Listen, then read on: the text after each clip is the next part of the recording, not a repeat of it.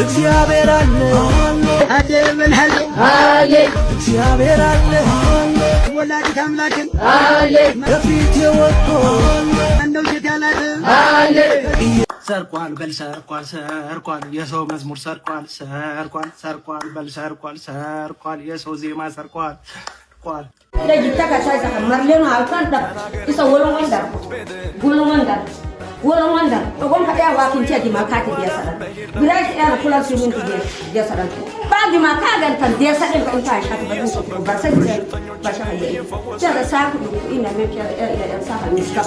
የሆነ ሰው ሞቶ ተገኘ መታወቂያው ጠፋ ሙስሊም ነው በሙስሊም መቃብር እንዳይቀበር ምንም መታወቂያ የለውም የሙስሊም ምልክት የለውም ክርስቲያን እንዳይባል ማህተብ መታወቂያም የለውም ምንም እንዳይባል ምንም አንድ ሰው እና የትቀበር ግራ ገባቸው አንድ ሰው የሮጠ መጥቶ አውቀዋለሁ ሃይማኖቱ ኦርቶዶክስ ነው አለ በምን ታውቀዋለህ ሲሉት ሁሉ ጊዜ እየጠጣ ሰክሮ ይወርቅ ነበር ከሰሞኑ የወጣውና ለህዝብ ጆሮ የበቃው የዘማሪ ዮሴፍ ካሳ መዝሙር ብዙ ነገሮችን እያስነሳ ይገኛል በተለይም ከዜማና ግጥሙ ጋር ተያይዞ ብዙዎች የተለያየ አይነት ሐሳቦችንም እያንጸባረቁ ይገኛሉ አቤል አቡናም የሚባል በብዙ ማህበራዊ ሚዲያ በተለይም በቲክቶክ የምናቀው ወንድማችን በቲክቶክ ላይ በማስረጃ አስደግፎ ያቀረበው የአንደኛው መዝሙር ዜማም ተመሳሳይ መሆኑ ብዙዎችን እያነጋገረ ይገኛል እግዚአብሔር አለ አምላኬ አለ እያለ የሚዘምረው መዝሙር በተለይ አንድ አይነት ዜማ ሆኖ መገኘቱ ጉዳዩን በይበልጥ ትኩረት አሰጥቷል ዘማሪ ጆሲን ሁላችንም የምንወደውና የምናከብረው አገልጋይ መሆኑ ግልጽ ነው እዚጋ መታወቅ አለበት አንዳንድ እንደዚህ አይነት የሚሰሙ ነገሮች ምናልባትም የዜማ መገጣጠምም ከሆነ ግልጽ ቢደረግ መልካም ነው እንላለን እናንተስ በዚህ ጉዳይ ዙሪያ ምን ትላላችሁ ሐሳብ አስተያየታችሁን አጋሩን በሙዚቃ ህግ አብዛኞቻችን እንደምናቀው በአንድ ግለሰብ ስም የተመዘገበና የታወቀ ዜማም ሆነ ግጥም ሌላ ሁለተኛ ወገን ሲጠቀምበት ለቀደመው ለዜማውና ግጥሙ ባለቤት እውቅና ሰጥቶ መጠቀም የሚችልበት ህጋዊ አሰራር እንዳለ ግልጽ ነው ዘማሪ ዮሴፍም ደግሞ እየተወራ እንዳለው የሌላን ዜማ ግጥሙን ብቻ በመቀየር ተጠቅሞ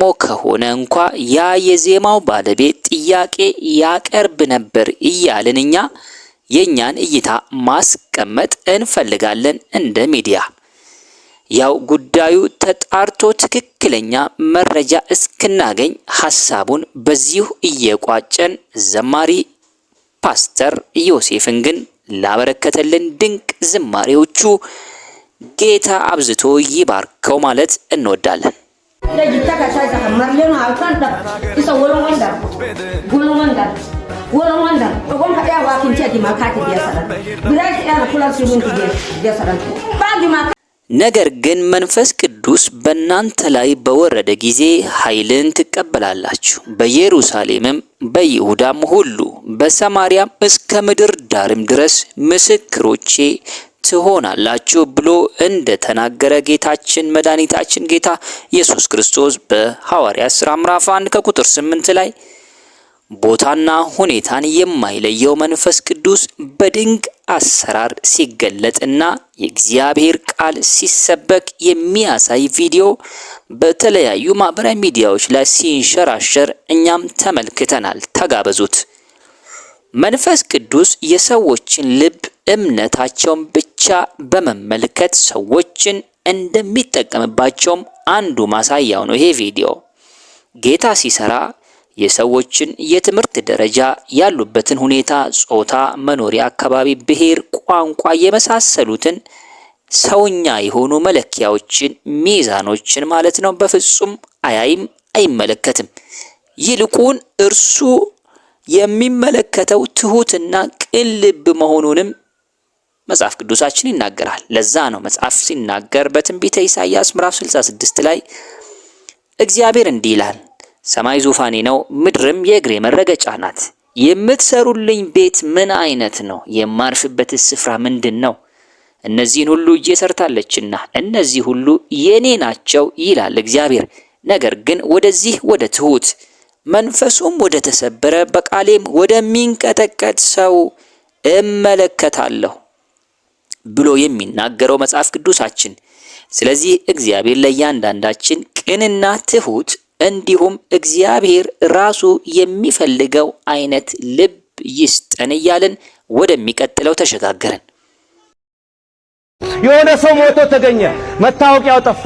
ሙስሊም ነው፣ በሙስሊም መቃብር እንዳይቀበር ምንም መታወቂያ የለውም፣ የሙስሊም ምልክት የለውም። ክርስቲያን እንዳይባል ማህተብም መታወቂያም የለውም፣ ምንም እንዳይባል ምንም።